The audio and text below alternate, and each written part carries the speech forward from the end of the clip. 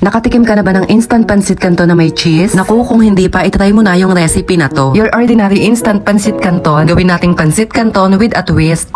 Pinabili ko nga lang si mahal nitong mga kailangan natin. 2 medium eggs, 2 instant pancit canton, sweet and spicy flavor. Depende pa rin sa'yo kung anong flavor ang gagamitin mo. Kahit ano namang flavor masarap. And last, 2 sachet ng Eden cheese. Mas okay sana kung yung quick melt cheese yung gagamitin mo. Una ko na ngang iluluto yung toppings natin para sa recipe natin ngayon. Scramble egg lang naman yung toppings natin for today's video. Depende pa rin yan sa inyo. Pwedeng nilagang itlog, siomai, hotdog, or tuna. Yan, scramble lang natin siya ng mabuti para mag-mix yung puti at dilaw ng itlog. Siguro naman mga mahal, alam nyo na kung paano mag-scramble ng itlog. Ipiprito lang siya sa mainit na mantika, tapos okay na.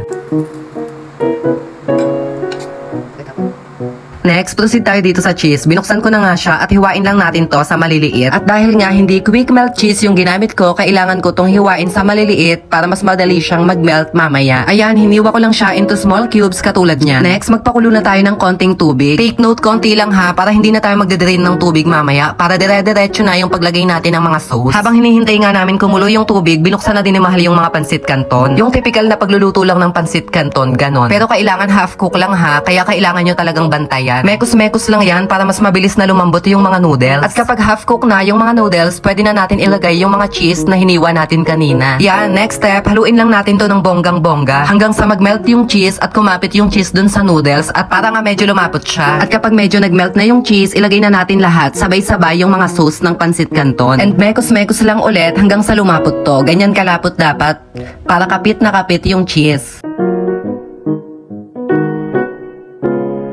Next, i-plating na natin siya. Anyway guys, hindi yan malabsak ha. Kasi nga, binantayan natin di ba yung pagluto kanina.